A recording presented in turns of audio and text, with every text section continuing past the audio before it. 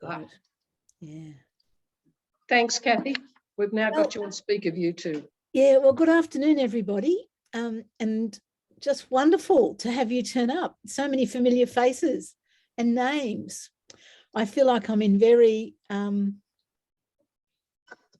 don't know, very wise company.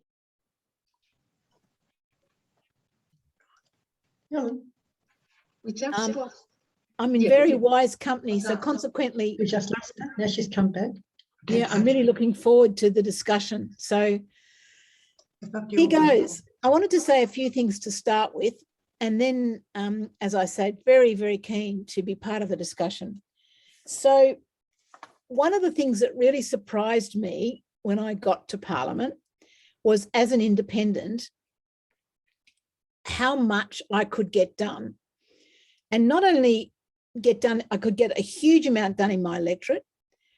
I could get a lot done in Parliament, and I could move the agenda in Parliament, which really surprised me.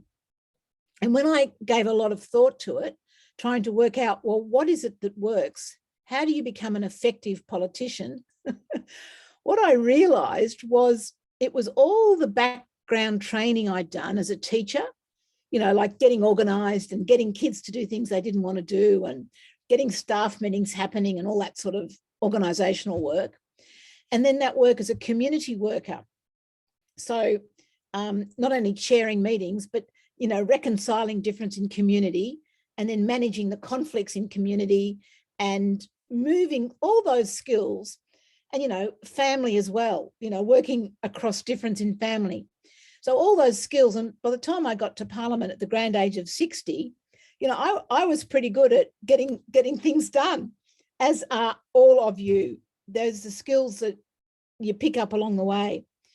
And what I found was that there were not many people in Parliament who had had that life experience of getting things done like I'd done. Lots of the others, they were called career politicians. I mean, they'd had jobs and they'd worked in structures. Whereas I did have jobs, but, you know, I'd been self-employed, I'd been doing a whole lot of other stuff.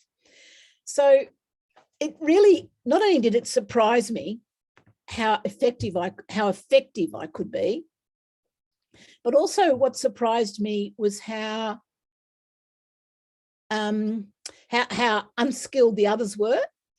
And then they'd constantly, people would come up to me and say, Cathy, you know, how do you get that done? You know, how did you get that happening? And I'd go, well, you know, I asked people, or I did this or I did that. You know, it's no big thing. But I came to realize it was a big thing, and I had these unusual skills.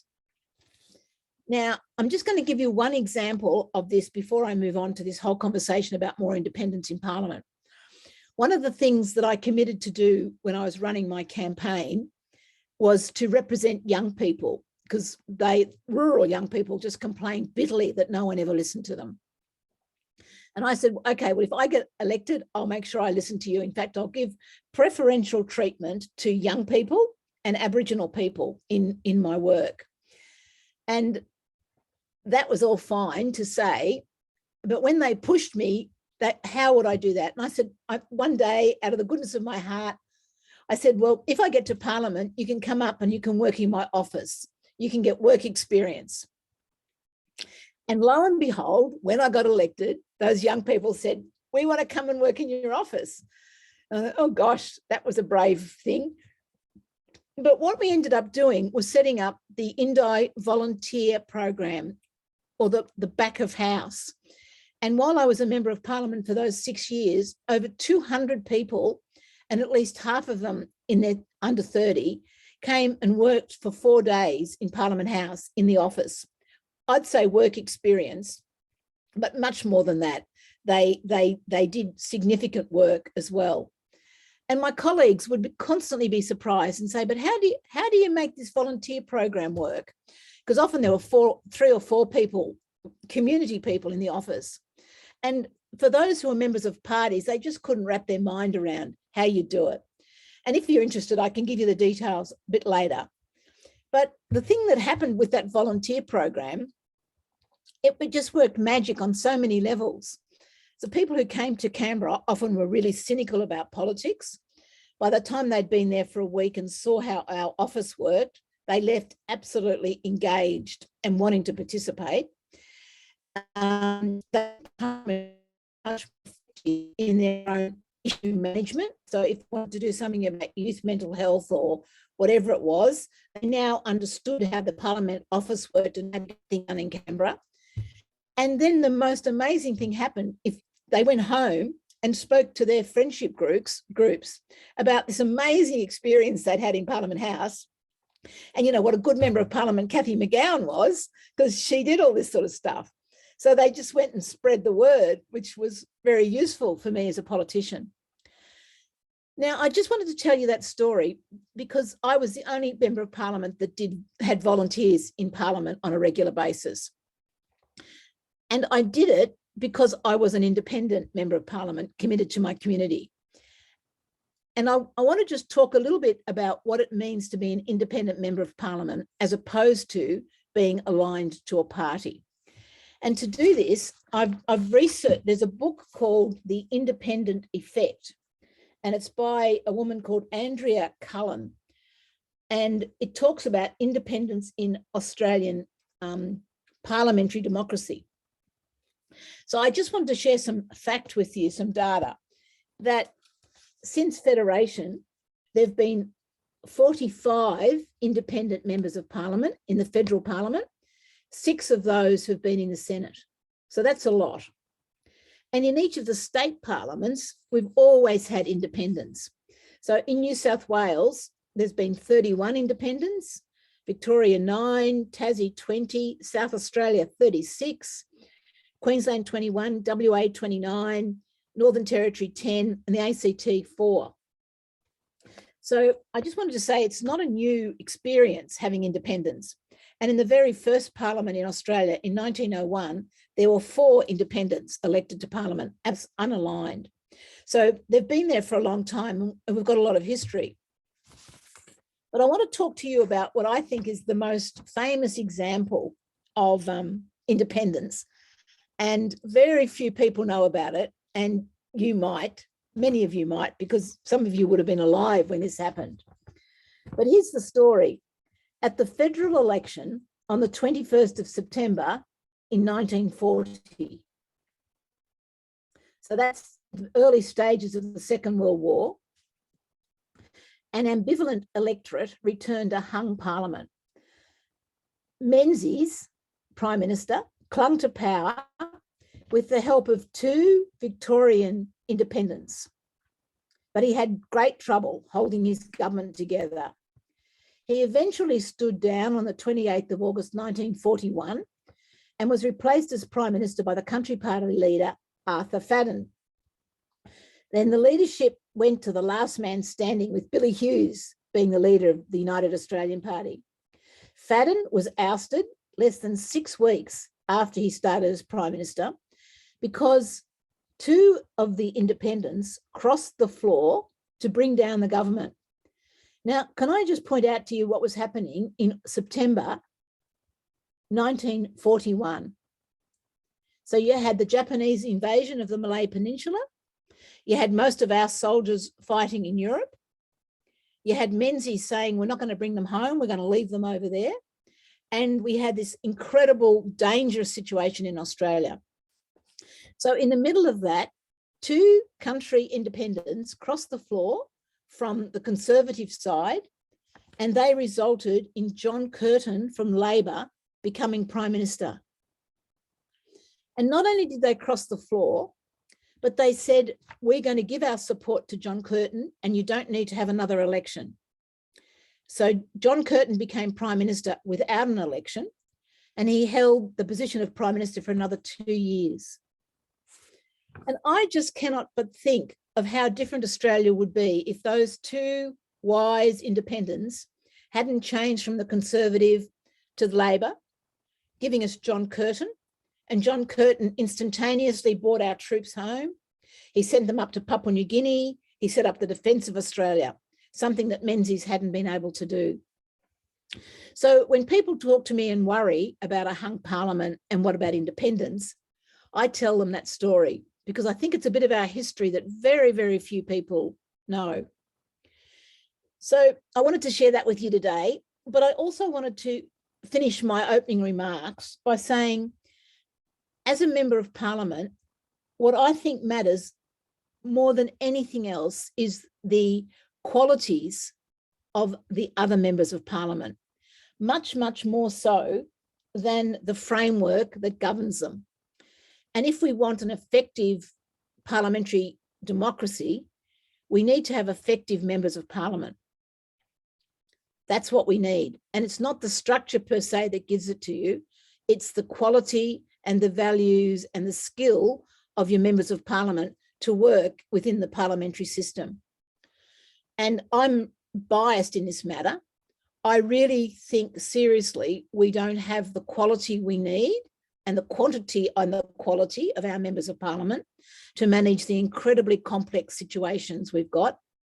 So that's why I'm working now furiously to try and get more independents elected, but not just independents for the sake of it, quality people who know about community, who can get things done, and are people with really strong value systems who I believe when they get to Parliament will be able to operate for the benefit of the whole country. So that's where I'm working. And I don't think it's about whether or not you have a hung Parliament or not, though that does make a difference. I think it actually, the fundamental thing is we need people of quality, experience and skill working in our Parliament. And we don't have nearly enough of them.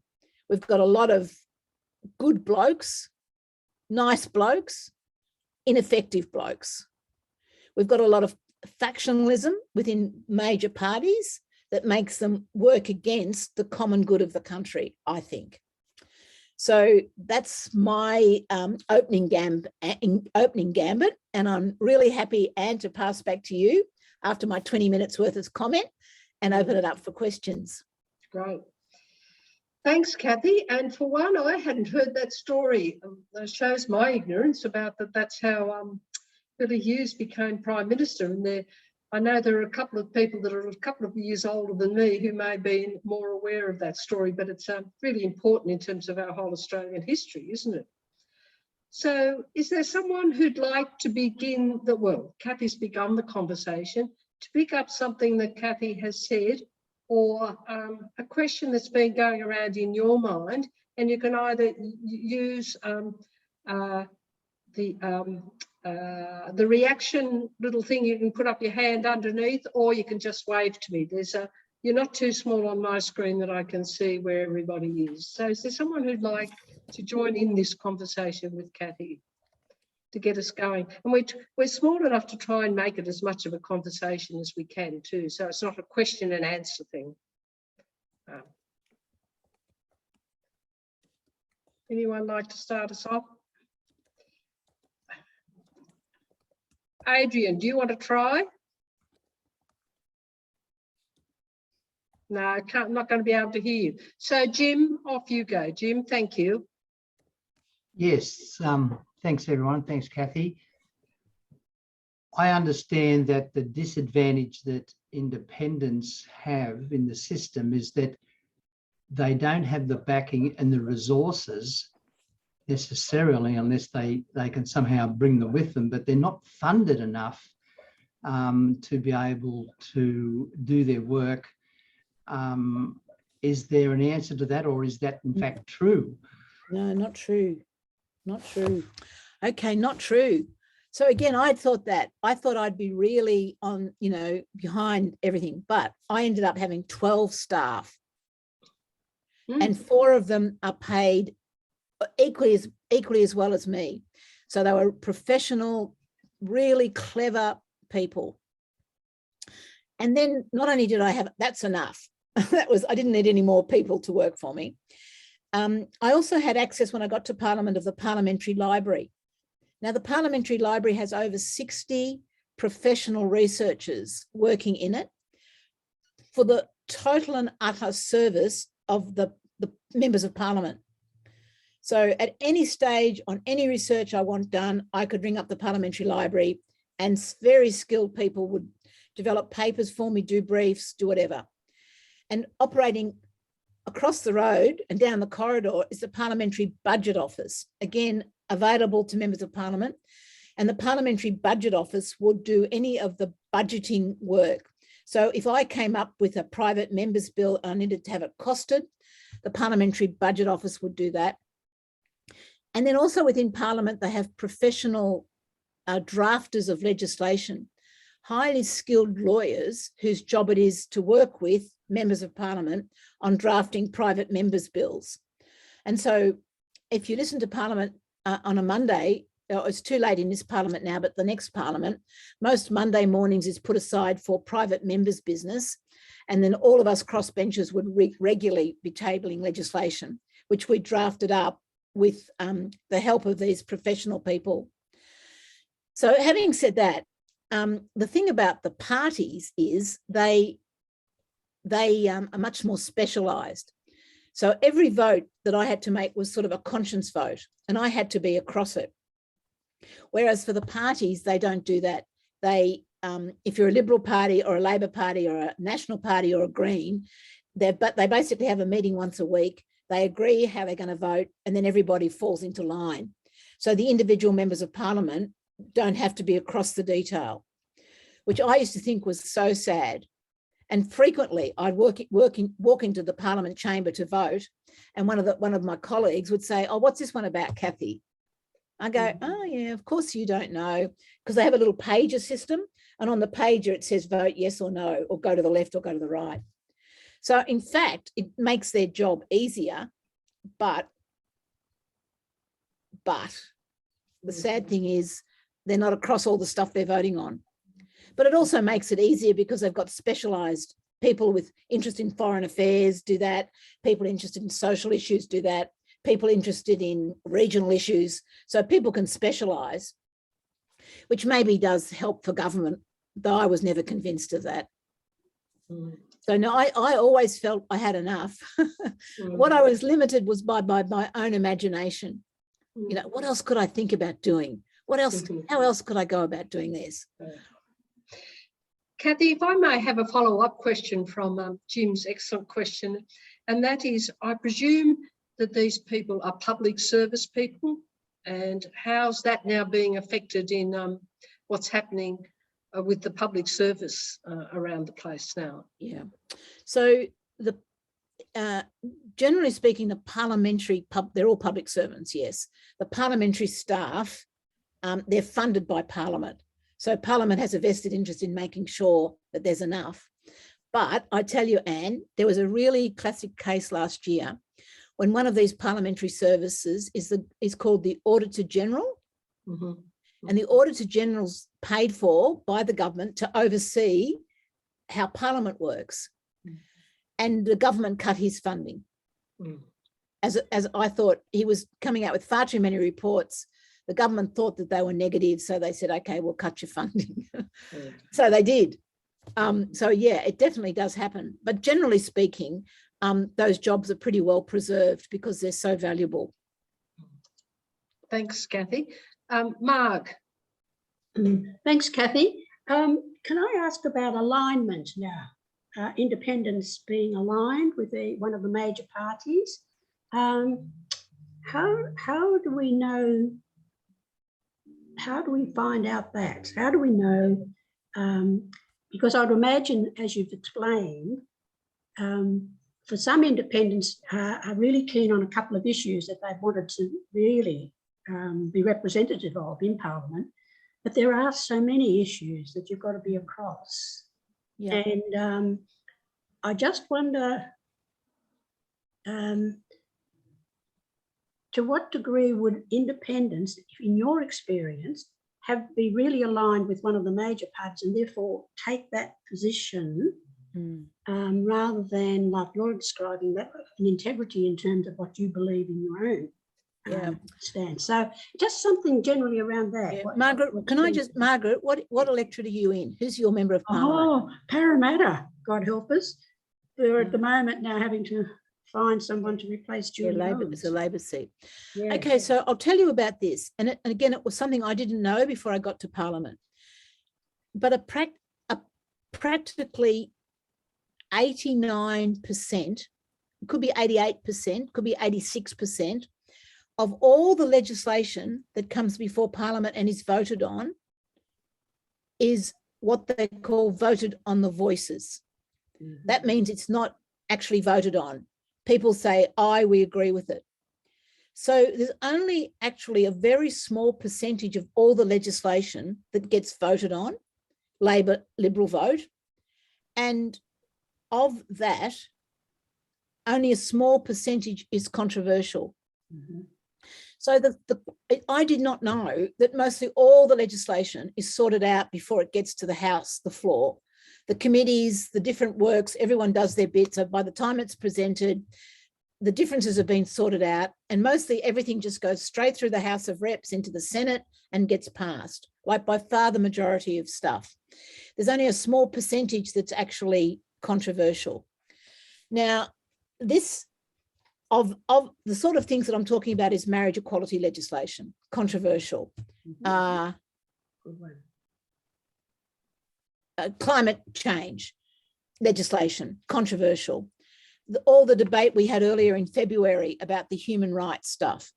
Now, most of that was not controversial. Labor voted with the Liberal Party on all of that. And in fact, it was the crossbench, the independents, who voted against both Labor and Liberal on all that human rights legislation. So what actually happens is that you've got to be able to ask your member of Parliament how they vote on the controversial issues, not on everything. And if any of you live in Zali Steggall's seat, Zali Steggall has the most wonderful, but you should do it anyhow, has the most wonderful website, and she's got a heading called How I Vote. And every Friday, when Parliament's sitting, she sends out an email to all the people who are interested. And she said, here's the legislation that's before the House of Reps next week. Let me know what you think about all of this. And then on the following Thursday, she puts up how she's voted on all the bits of legislation and why. So I'm saying that because ideally every member of Parliament should do that. But the independent, Helen Haynes also does that. Jackie Lamb too. Yeah, but what the thing is in terms of aligned, you'd think that someone like Zali Steggall, who comes from the wealthiest suburb in the whole of Australia, would be aligned with the Liberals.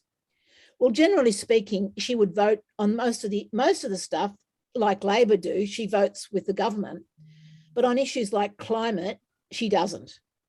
And she's really clear where the difference is. So the alignment happens. In fact, the whole democracy works, the parliamentary democracy works, I think, extraordinarily well. The country basically runs well, basically. But it's only on this small number of controversial issues that you really have difficulty, and you have to make a decision. And I would recommend you to have a look at Zali's webpage and to see her and Helen Haynes, their voting record. Thanks. Great. Thanks, Cathy. And I'm just going to finish before Yes, I do. please. Now, there's another little story to tell. So when Malcolm Turnbull stood down and Scott Morrison became Prime Minister, Scott did a beeline for Bob Katter. Bob Katter is a member for Kennedy in Far North Queensland. And Scott Morrison said to Bob Katter, what would it basically take for me to guarantee your vote?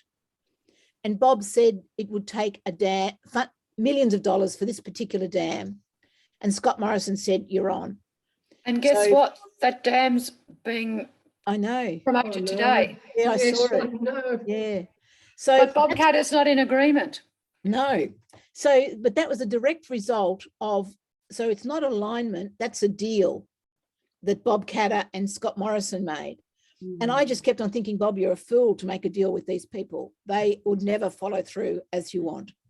But Bob did. And consequently, when we had the Medivac legislation, Bob voted with the government on that. And everybody else on the crossbench voted against it, and we were able to get it through.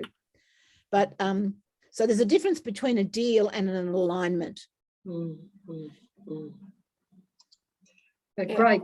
This is, I'm finding out so much apart from what we were talking about, but it's all connected in. Cathy, that's great. Just you think you know how Parliament works, but this is wonderful. In questions from anybody else or comments?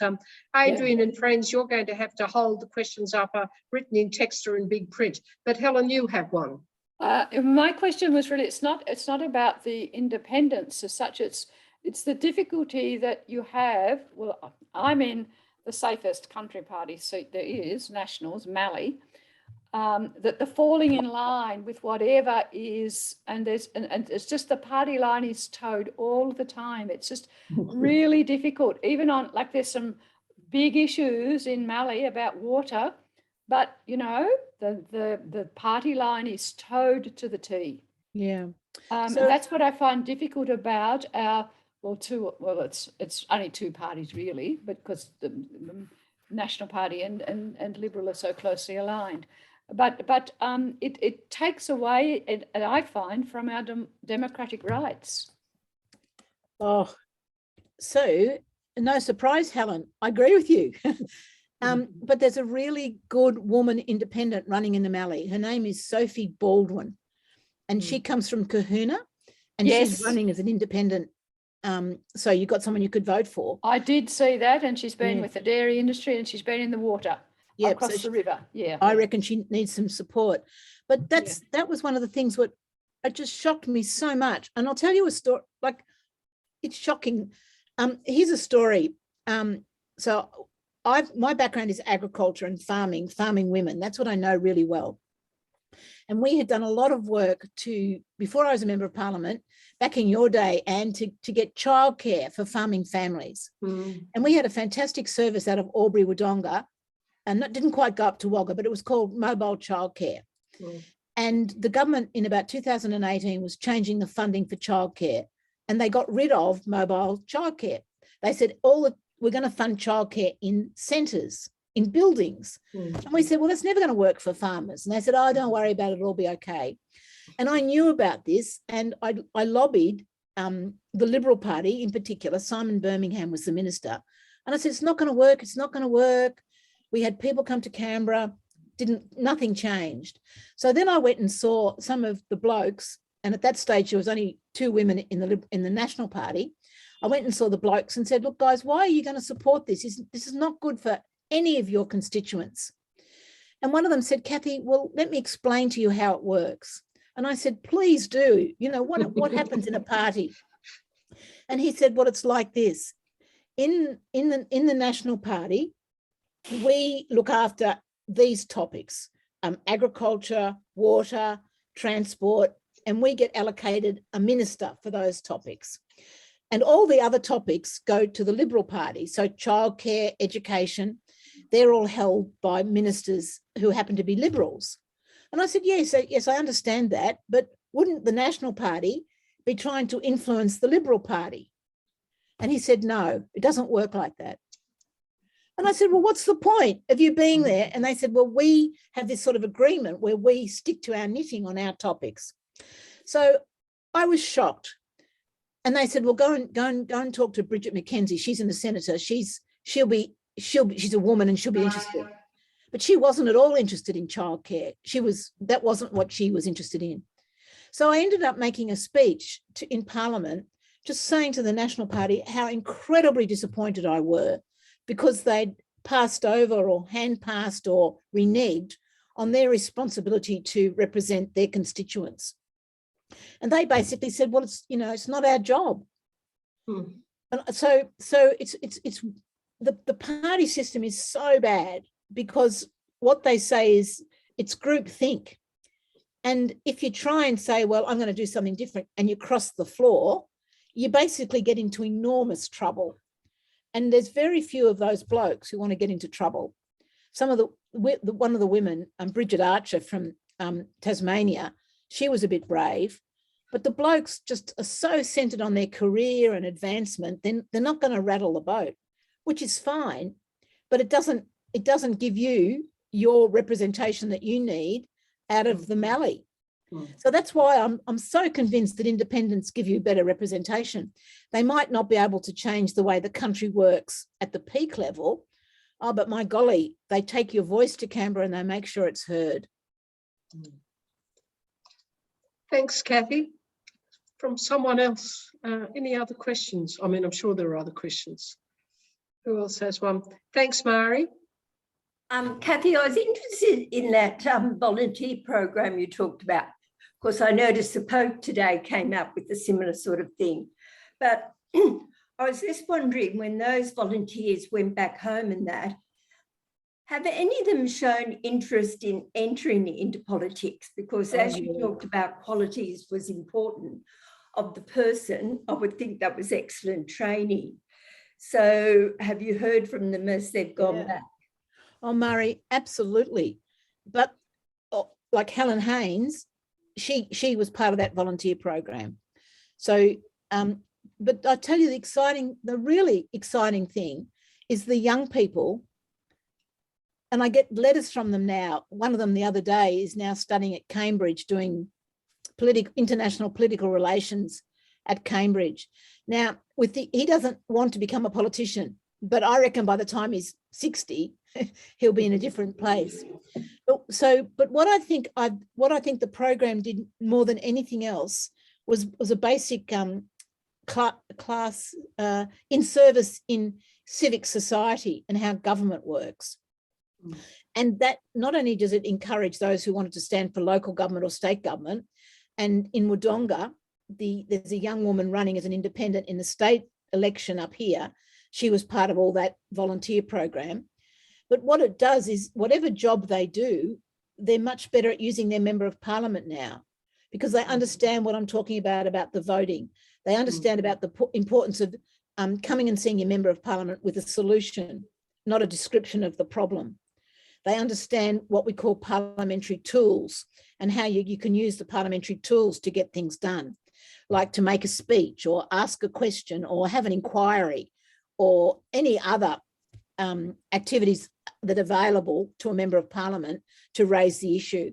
So not only did it make them better and more interested in politics, it actually incredibly improved the political literacy in my electorate. So that was the volunteer program, but I was also really proud because I was a teacher and I understood how important it was. We had over 5,000 grade 5 and grade 6 kids come to Parliament while I was there. Basically 1,000 a year from my electorate would come up. And I'd either go and meet them in this school beforehand. I'd definitely meet them when they're in Parliament House. And then I'd go and meet them in this school afterwards and would have this huge discussion about politics and election and all that sort of stuff. So, you know, my passion and my interest just flowed out. Now, not everybody's like that. Helen Haynes, for example, she's a nurse and a midwife, and she's got a PhD in public health. So she's been doing a fantastic job with our health services, helping them understand how the system works. So that's why you really need the diversity, I think, of occupations in Parliament, because you can't have everybody doing everything. And Zali Stegel being a barrister, like she's right across the nitty-gritty of the law. And I know Rebecca Sharkey in South Australia, she just zeroes in on aged care, and she's just absolutely getting that. And Andrew Wilkie in Tasmania, he's a member for Hobart. All that work he's done on gambling and getting the Royal Commission into gambling. So I suppose people do have their speciality within the overall operation of what happens in Parliament.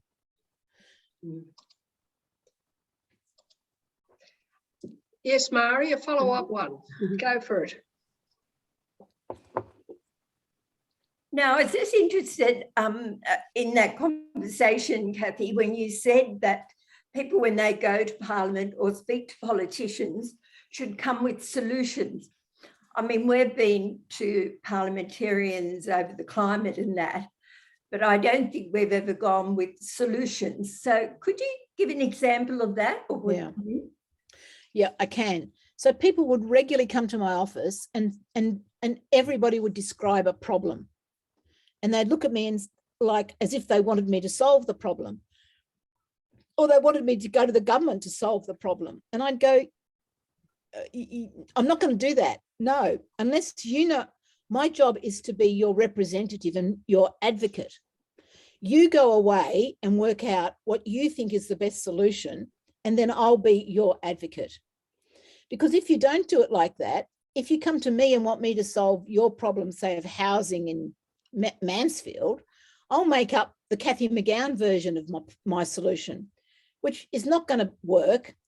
And then even worse, if I go to Parliament and I say to the Minister for Housing, here's a problem, what are you going to do about it? He'll make up his own version, or some public service will. And then you get all this really bad delivery of services that we get. Now, it's a huge amount of work. And initially my constituents didn't like it when I said, you go away and work out what's going to work for you. Oh, we don't know. And I'd say, well, let's form a group. So talking about environment, let's form the totally renewable Indi group. Why don't we have a meeting and we get everybody who's interested in climate action in the electorate together, which we did. So I said, look, I'm happy. I'll put on morning tea. You organise the meeting. You can have it in my office. 20 people came to that meeting. They agreed to set up an association. They agreed to meet regularly. They agreed to work out one thing that they really wanted me to do, not everything. And then when they'd worked out the one thing that they had all agreed on, they then came to Canberra and I was able to work with them to get that one thing actually done, which has happened. But when they started out, they had this huge list of problems. Like I'm going, well, this is not useful, what can we do about this? You go away and come up with the one thing that you think is going to really work, and then I'll be your advocate for that. And so what we ended up doing in Indi is forming these reference groups around topics that then became action groups. And the action groups, once they'd worked out what they wanted action on, then the community worked with me and I could work with whoever in the bureaucracy to get things done. And it worked really, really well. But as I say, initially, people wanted me or the government to be an answer. But I've well and truly moved past trusting the solutions to other people. They've got to be community-based. Thanks, Cathy. Is that, Mari, does that help? Does that answer your question? Yes, it does. That was very good. Thank you, Cathy. Mari, well, who's your member of Parliament? What electorate are you in? I'm in Strathfield and it's Fiona Martin, isn't it? Reid, yeah. Liberal, yes. Yeah, okay. Sess, you've got a question then, Marg. Yes, Cathy, I was wondering, I'm in the Barara electorate, which is, God help us, it's a blue ribbon Liberal seat. Yeah. And Julian Lisa is a good man, but of course votes with the party for most things. What is the value of, if there's an independent standing, what is the value of giving your vote there? Is it throwing it away or is it sending a message? Yeah. Could you answer that? Yeah, I can. So it's not a simple, there's no one simple answer.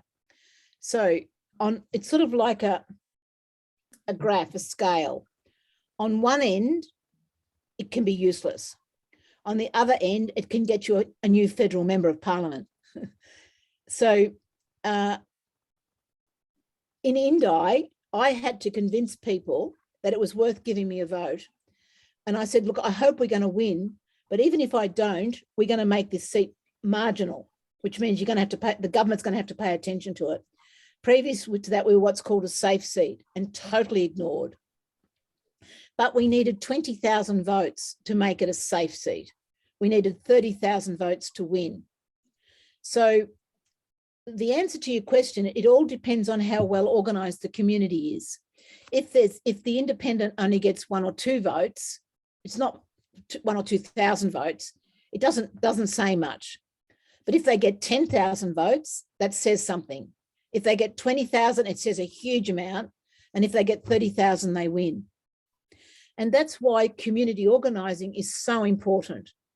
So if you want, and sadly, I don't think there's any independents running in Barara, but if you, for the next election, if you want your vote to mean something, then somebody's got to do the community organising. And you need to get that 10,000 stroke 20,000 stroke 30,000 votes. So that's what I say to people. And of course, if you vote for an independent, and it's a shot across the bows of Julian Lesser saying, you know, we don't think you're doing a good job. But 1, 2, 3 votes doesn't really count. It doesn't really count. I'm not saying it's a waste, but if you can get 10,000 or 20 or 30, then that's when it makes a huge difference. And I have to say, just next door to you in Bradfield, or Bradfield's a bit further south, there's a really good independent running there against Paul Fletcher. Now, she might not win, but she's definitely going to make that seat marginal and really going to make, if Paul Fletcher wins, he's going to have to be a much better member of parliament in the next election, because he's got this hugely organised community group now saying, you're not doing a good enough job and we want you to do better. So at the moment, it's a very safe seat, and he sort of thumbs his nose at the electorates, but he won't do that after the next election, I don't think. Mm-hmm. So the answer is community organising. Mm. Thank you. Thanks for that. Mark, then you had a question? Yeah, I'm feeling I'm a little bit like devil's advocate here, Cathy. Go. Do you see, is there sort of an ideal number of independents that could help or allow the parliament to function? Or do you think it could become unwieldy if everybody suddenly begins to think, well, we'll go to the independents? And the second part, if you would make some comment on the Homes of Court effort to get independents together, and what do you think that's really saying to us in a block, as it were? So, Margaret, fundamentally, I think it's about the calibre of the people. And if you've got people of really good calibre, whether they're Labor, Liberal, whatever they're in, you'll get good government, quite frankly, because the system's designed for that. So I don't think it really, that's what I think. At the end of the day, the numbers don't make a difference. It's how good are the people and how clever are they? That's the first thing. But the second thing, I think, is that, can you have too many independents? Well, no, I don't think that would be possible. But I also don't think the way the Australian electorate system works, it's too hard to become an independent. Like just what I was saying to Mari, you need 30,000 votes plus, and it's incredibly hard to convince a community to like Zali Steggall did it, but you know, it's such a one-off. So I just think the job of becoming an independent member of Parliament is just and it's all done voluntarily. Whereas the parties have got all these big machines and got all the branding. So it's an incredibly hard thing to do. So I just think physically in Australia, you're going to be lucky if you get 2 or 3 or 4, really. And even then, that wouldn't be enough to change the way the politics works, because the parties will still have the numbers. You might get a parliament in balance, and I don't think that's a bad thing. But what my ambition would be, that what happens is you get these community independents running, like we're just talking about that with Mari, and they actually create a bit of a shockwave through the coalition at the moment, and it might be Labor at a later date, but through the coalition saying you're not doing a good enough job, and we community have got organised and we want you to do a better job. And if you don't do a better job, we're going to really organise and you might lose your seat. And I hope that will cause the parties to organise, and they'll go, oh my God, you know, we didn't know that community thought this about climate. Oh, well, you should have asked. Why don't you go and ask? Or we didn't know that community thought this about refugees. Oh, well, perhaps you need to ask your communities. And, in the National Party particularly is really bad, I think, in its support of, it gets most of its money from the coal mining industry. So they don't actually listen to the agricultural sector at all. And that example of childcare. So maybe if some of the independents really, really do well in these country seats, the National Party will have to rethink and think, oh perhaps it's not such a good thing getting all our money from coal. So that's what I hope will happen. And you answered about Simon Holmes à Court. So I know Simon Holmes à Court, and I think he's a really good person. He has been trying every which way he could for the last 10 years to get somebody to do something about climate, and nothing he's tried has worked. And so what he's said now, okay, let's see if we can set up a giving circle. People can give money and he'll manage it, and then he'll spread it out to some of the independents. Now, that's what he's trying to do, because he knows how hard it is to get elected as an independent. But what he did is he put his head above the parapet and he got shot.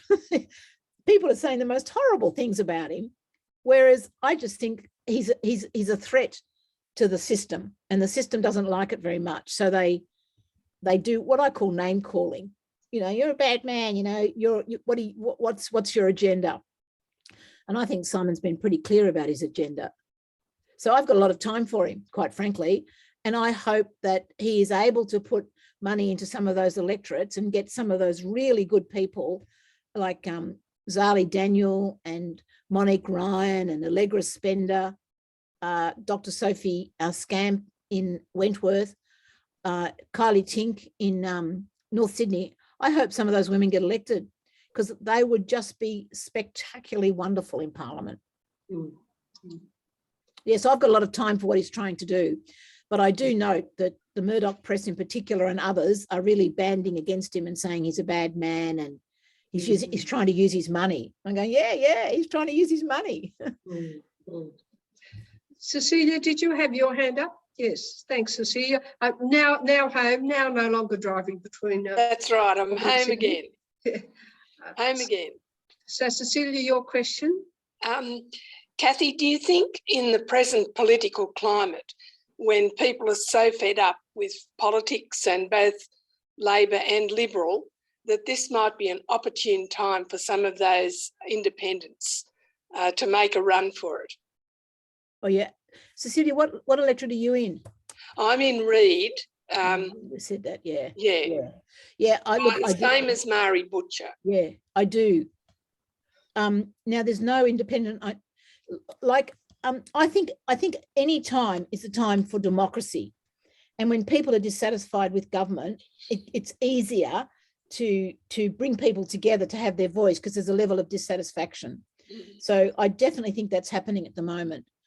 And I quite like the idea of independents being in the middle, because they're not Labor, they're not Conservative, National Party or Liberal, and mostly they're the centre, clever, they're mothers of families, they've run businesses, you know, but I really do think that this particular government is so on the nose. People don't like all the poor governance, you know, all the pork barrelling, all the bad behaviour. I mean, they don't like it. The Deputy Prime Minister had an affair with his staff member. Yeah. I mean, and then before that, he had a notorious reputation. They don't like that. So I think that they are looking for a way of telling the government that they don't like what they've done. And I'm hoping that they do vote for these independent, particularly the women, because I just think almost without exception, they would just be fantastic representatives. And they'd raise the whole standard of, people would think better of politicians, because these women are really worthy of thinking well of. That actually touches into a question from me, Cathy. You just mentioned that I was going to ask. I don't know if it's a question or a comment, but I'd like you to comment on. And it's just that the majority of the independents standing this time are women. And like, why is that? Is it because of the climate change issue and they have more of an awareness of the importance of our future, or any comment on that about the fact so many of them are women? Well, I don't know. And they've got to go, let's see who gets elected. I think because you can run and not get elected. And if you don't get elected, you're sort of like a flash in the pan. But I do think it's something to do with the women have had enough of the rorting and the carrying on. I think that this community politics appeals to women. It doesn't appeal to blokes so much. And the women are really good at community organising. Whereas the parties work to blokes, the bloke structure and all that patronage, you know, you've got to have a patron in a party and be looked after and all that sort of stuff. So I think community politics works to women's strengths more. And I think women are braver and more courageous, and they're saying, okay, well, my chances of winning are pretty low. Like, how do I get 30,000 votes? but I believe in this so much. I'm brave enough to put myself out there. So I think there's a lot of that happening as well. And I also think there's something about how badly the parties have been treating women. You know, they've been shocking, haven't they? And this latest affair with Kimberly Kitchens, you know, like how they've managed that. And so the standard from the crossbench is not like, well, it won't, I'm sure we'll get some bad eggs at some stage, but, you know, Zali Stegel, Helen Haynes, Rebecca Sharkey, Andrew Wilkie, I mean, they're people of impeccable character. Thanks, Cathy. Other comments or questions? Maggie?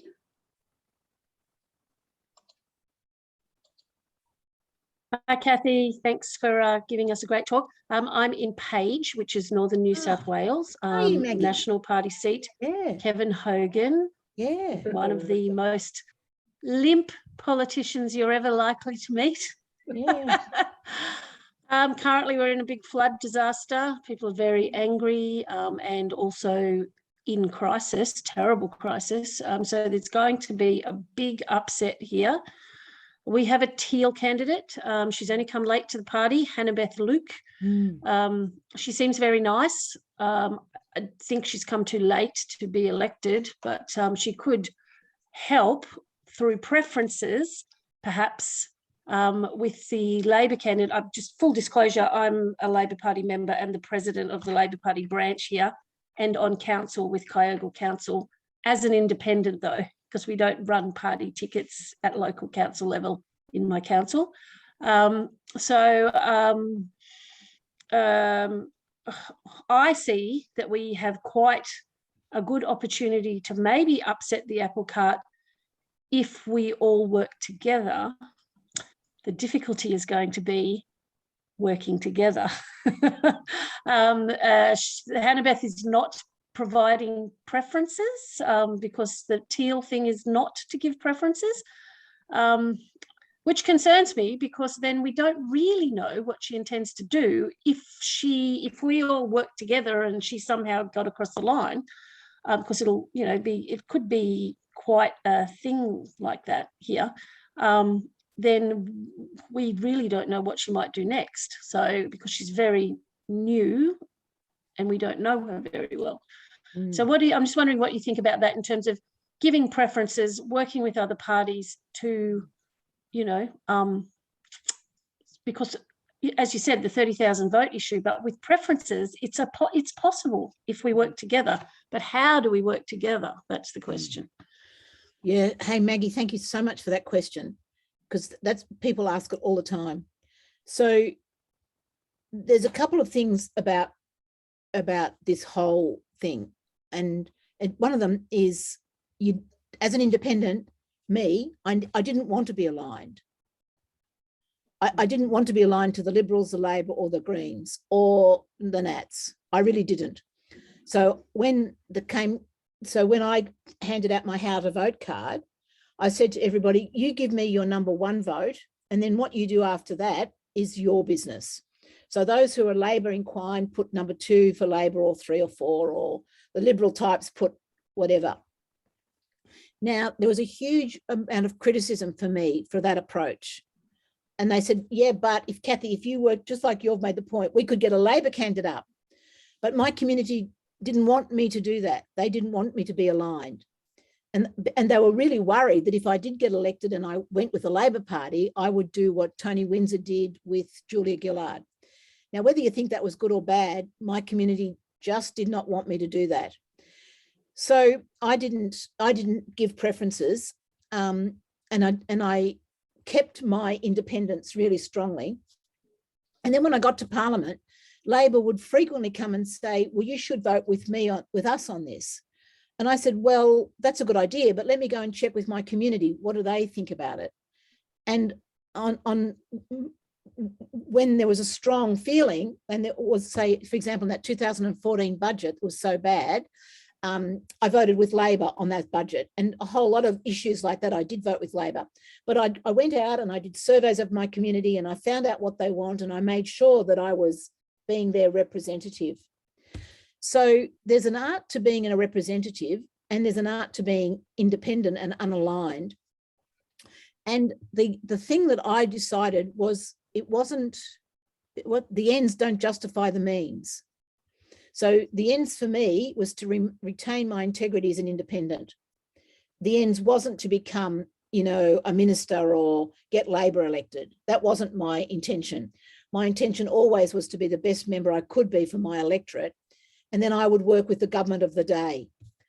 So that was interesting. And then the second thing people said, well, if you don't allocate preferences, we don't know how you're going to vote. And I said, well, that's it. I don't know how I'm going to vote either. I've got to actually wait till I see the legislation. And when I see the legislation, I'm going to check in with my community and then we'll see what I'm going to do. I can't say in advance what I'm going to do. And it was the cleverest thing I did because I never, until I saw legislation, I didn't know whether I was going to support it or not. And that was, it was, and then I would say, community, what do you think about this? And then they'd come out of the woodwork and they'd give me suggestions and I'd be able to move amendments and do a whole lot of stuff. So I was really, really pleased with my stance. Now, the other thing I'm just going to say about aligning yourself is that once you get to Parliament, no one knows what's going to happen when the election takes place, whether Anthony Albanese or Scott Morrison has got the most numbers. So because you don't know, why would you say now how you were going to go? Because you don't know. It could be Labor could win easily. And then you've been out and said, oh, I'll support Scott Morrison. And I mean, that would be the most silly thing to do because you actually want to, if Anthony Albanese is Prime Minister, you want to work with him. Whereas if it's the other way, and as an independent, you don't want to close your opportunity to represent your community to the best. But it does work against the interests of the parties. I absolutely get that. And the parties find it really frustrating that we won't work together. And people go, well, that's what being an independent is. It's a tough gig. Yeah. But I'd be really interested in Hannah Beth Luke, because I think oh, sorry, yes, she's on the web and all that, so you can have a look at her. I wasn't really talking about trying to, I actually think we don't have a very good candidate here in Page. So he's, as the Labor Party candidate, he's actually unlikely to win.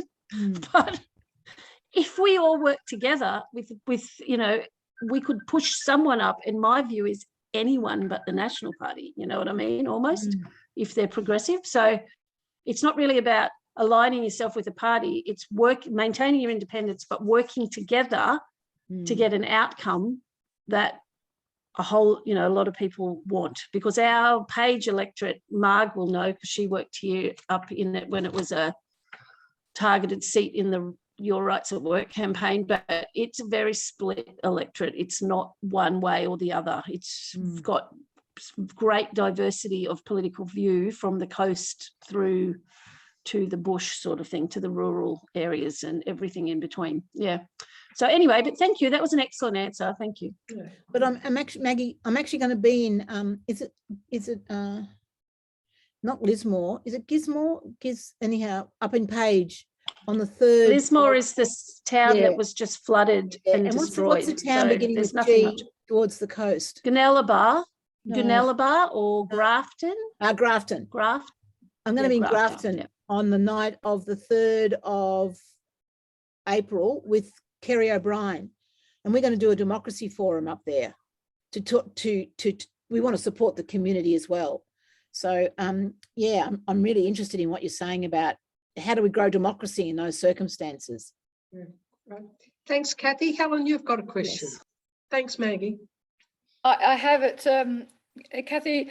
My observation about people who are standing as independents have had a lot of community experience. They're people who are fairly well grounded, and my observation, some of the people going through standing for the major parties have grown up through the system because they've been a staffer, they've been this or that, and they've been advanced without a lot of practical life community experience.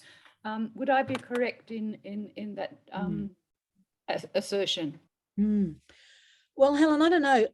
It's really hard to generalize, but I like Maggie. I don't know Maggie well, but I'd love to see Maggie come up through the Labor Party and be the candidate for Page. But what I think happens in the parties, it's really hard to get pre-selection. It's really hard to get the endorsement, and you have to do a lot of internal work to do it. Is that right, Maggie? Not really in Page, to be honest, because sometimes they've cast around and got whoever they could get. That's not to say that I have ambitions to be the candidate. I'm very happy with working on council and enjoy that, even though we have a huge lack of resources. Definitely not 12 staff members to work for us. Yeah. I'm just gobsmacked about that.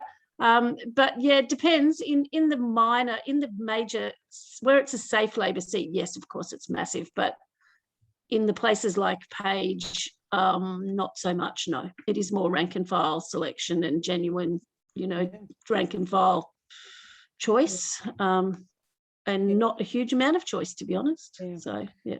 Well, so Helen, I can't talk about the parties. I was really busy just representing Indi. So you really need to talk to party members about, but I did get disappointed with the National Party, and they're not understanding about rural childcare. That made me really, really cross. But I can't generalize too much, I think. We would never have known that you were really cross about that, Cathy, really. Questions from anyone else, please? People there with Adrian, I don't know if you know how to use the chat thing at the bottom of your screen where you could write a question if you wanted to. But is there anyone else? Cecily? Thanks, Anne. Cathy, this is a little bit off the point of independence, I know, but what effect do you think this Clive Palmer blitz is going to have on this election and the amount of money that's been poured in? Because, it did have an effect last time, and it's not for himself. It's for himself in the end, for what he wants to get out of government. But do you think it will fool a lot of people? No. Is anyone here from Queensland? No, and I don't know. It's too hard. I live on a farm in Victoria, and I'm just sort of immune from it. But I was up in Sydney and Queensland recently, and I just saw the ads everywhere. And I don't know. I don't know. But it does. We're just talking a little bit before about preferences. How will he send his preferences? I don't know what it would mean. Yeah, I don't know.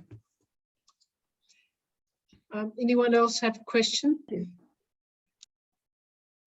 Thanks, Cess. It's an ongoing worry if you're around Sydney and just in the papers and all of that. And we do know, Cathy, it did make last time he very clearly was against the Labor Party, and this time in his ads it seems both the Coalition and the Labor Party. He seems to be against both major parties at the moment through his ads.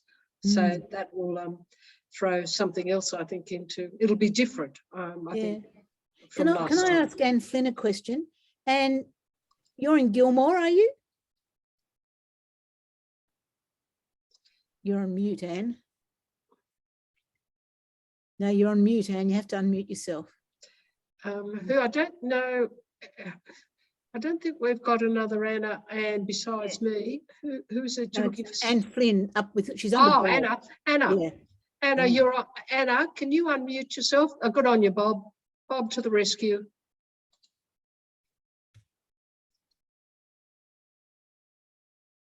Anna and I were at university together. We're University of Western Sydney. Yeah. There we go. There you go. Now, ask me the question again. I've forgotten. Yeah. What electorate are you in, Anna? Gilmore. Yeah, I thought so. So can you tell us what's happening there? That's a very tightly held seat, isn't it? Yeah, Fiona. Yeah, we've got Fiona Phillips. She's our member.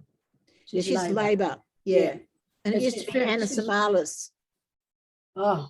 No, she's gone. No, she's gone. Thanks be to God. She's gone. Yeah. Yeah. No, Fiona's terrific. She really is. We've got the ex-New South Wales Transport Minister trying to get in. What's his name? Oh, that's Andrew Constance. Andrew Constance, yeah, he's trying to get in. Yeah. But Fiona's terrific. She really That's is. good. Yeah. She's a quiet achiever. She's like Cathy. Yeah. Yeah. No. I don't know that Cathy's so quiet about it, Bob. Yeah. Yeah. But I think Gilmore will be interesting though, Anna and Bob, because the coalition are throwing a lot of resources at it there, aren't they? Yes. And it's the difference between the coast and the country and all of that, from my understanding of that electorate. Yeah. And there's a lot of retirees down our area. Yeah. And a lot of them are fairly conservative. Yeah. So, And the effect of the fires is still happening down there too. it's And not the floods, fires and floods. Yeah. Andrew Constance played a big part in that fire business. He was always on the television then. So he's well known, but people say that he hasn't done much else. Yeah. And he seemed to come on, Bob, when it was about him and his life being touched. Yes. Yes. But it meant that he got a lot of publicity at the time, which has given him the courage to do the move, of course, to federal parliament. Yeah. Well, We helped Fiona in the last campaign, so we know how close we are with her there on her ideas, etc. She's very good. Yeah, she's very genuine. Yeah. Oh, thank you. Now, Cathy, you were going to make another comment on that. I was just wondering if we're getting pretty close to the end, how people are feeling. Yes. Is there anyone who hasn't had a chance? Mark, you have had a chance, but your hand's up. Go for it. She's lost sound. There's no sound. You're still on mute. Just going to say, in summing up, Cathy, what would be your advice if, when we're sort of now having to decide how am I going to vote in another couple of months? And it's crucial, I think. And for those who might be rusted on coalition voters or rusted on Labor or Greens, forget the others, what would you suggest as a way for us to make a decision that seems to be in the best interest of our parliamentary democracy, in terms of if we've got independence and so on? Because I would be frightened that we wouldn't get a change of government if I don't vote for a major party that I want. So it's sort of, we're at this stage now for us to decide how am I going to vote. So have you got any suggestions for helping us in that big decision now? So I think regardless of the change of government thing, I think you've got to vote for the best person. So that's the number for me. That's the number one. Then once you've sort of worked that out, the thing about the parties, and I'd be interested in Maggie's opinion here, I reckon voting one for an independent and then voting two for your party of choice. Because if the independent doesn't get up, your vote will flow to your second preference. So you can absolutely be assured that if you want to get a change of government and you vote one independent and that independent doesn't get her 30,000 votes, that vote will go to, if you vote two, it'll go to Labor. So that's how it works. So I don't think it's such a hard decision myself. I'm inclined to support the independents because I think the caliber of these people is outstanding. And I think it's going to be what Maggie was just talking about, the Labor candidate in Page not being so good against the National Party candidate who's pretty terrible. And they've got this Hannah Luke person who's really, she might be late to the game, but she's a woman of great caliber. So my sense is that's right, to vote, I think, on where you've got an independent running, and there's 23 of them running in 23 seats, that they'll all be outstanding characters. So I'd be encouraging you to do that, and then give your second preference to the party of your choice, knowing that if they don't get enough, the independent doesn't get enough, then your preference flows through. And then the other really important thing is to put the party you don't want, you've got to actually put them last. Lots of people said to me, oh, Cathy, I voted one for you. Then I don't like the other mob, but I put them second. And I go, no, don't put them second. You've got to put them last. So It's one reason why, Cathy, I always do all the numbers. I know it's a long time and everything, but you really to make sure that it's very, very clear. And Marg, the other thing is the Senate, because we haven't talked today about the Senate, but the Senate is so important. So again, giving a bit of thought and having discussions beforehand with your friends and family about how they're going to vote in the Senate is really, really important. Because you'd hate to have a Labor government with a Senate, with the Libs and Nats in control of the Senate. That would be disastrous, wouldn't it? Yes, yes. So that's another place where we can think of in terms of using the independents that are going to the Senate. Is that what you're saying, Cathy? It is, yeah. Well, Jean, we'll take yours as the last question, unless Maggie want to come in and respond to I'm not Cathy. sure if this is something, Cathy, and thank you that you're speaking to us.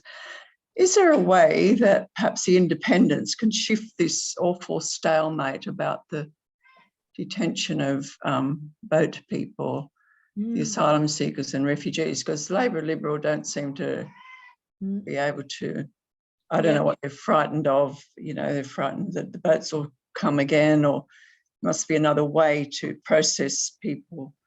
But is there, do you think the independents could have any power in this? Yeah, they did. They tried and they did with the Medivac. And then it was another independent, Jackie Lambie, who voted with the government. So, you know, it's a pretty tricky situation. That's right, she did. Yeah. And also, I think at the moment, the real situation is the government, Karen Andrews, she's the Minister for Home Affairs. She could do whatever she could. She's got ministerial discretion. And with that Billa Wheeler family, the way they've treated them, that's individual decisions by these ministers, and it's deliberately nasty stuff. So yeah, hopefully you'd get people of better quality as ministers who weren't so nasty. But the Billa Wheeler family, like, fancy only giving visas to all the family but the one child, so she's got the whole family stuck in Perth. Oh, I mean, not to say the locking up of people, but it's just the nastiness of it that I just think Disgusting. So it's not just a matter of changing the government. It's actually you wanting people of better calibre in your government as well. Yeah. Thanks, Cathy. That's a message that's come through to me really clearly, that we must, when we're voting, look beyond party to the person that's our representative. And on top of that, not to look at a presidential style election about whether it's Scott Morrison or Anthony Albanese, but who's our local member that can best represent our views and our values. I have just so enjoyed this afternoon. Having heard Cathy speak before, I had no hesitation in thinking we would. So Cathy, thank you so much. It's been such a pleasure to have you see you in this way. And as I said, I'm sure there are people here that wouldn't have been able to come if we had it in our normal place in Parramatta. And I'm sure Cathy would agree, because when I first wrote to Cathy, I said, look, I assure you the people who come on to be part of this conversation will be people who are really politically aware and passionate about our democracy. So thank you to those. Look at Adrian's waving madly. He used to say yes, yes, yes. In case you didn't think they can hear, even if they haven't been spoken, their actions there down at Bower are telling us very clearly that they're both saying thank you. And we are people passionate about our democracy, and we're people passionate about justice, and our commitment at CCJP is particularly to our earth, to our Indigenous peoples, to the refugees, and any of the issues that are around that. And we'll continue to do so. We've been doing it now for 30 years, and some of us have been hanging in there for the 30 years, and we're hoping to be hanging around, well, maybe not for 30, but certainly for times to come. Cathy, you've been a delight. Thank you for giving us this time this afternoon. Yes, and I think I'm being supported in our appreciation. And thanks all for coming. We don't know who's going to be the wonderful person we'll get next, but you can be sure that you'll hear from us when we do. So thank you all. Yeah. Thank you, Anne. Thank you, Cathy. Mhm. Yes, anybody else wants to make a comment, feel free to unmute yourselves and make it if you want to say goodbye to others. Thanks, everybody. Thank you. Yeah. Thanks, everyone. It's lovely to see your faces. Yes, it is too. Yes. Thank you, Righto. everyone. Thank you, Cathy. Hope to see you again with the next one. I'm going to close off the meeting now. Thanks, Anne. Thank you.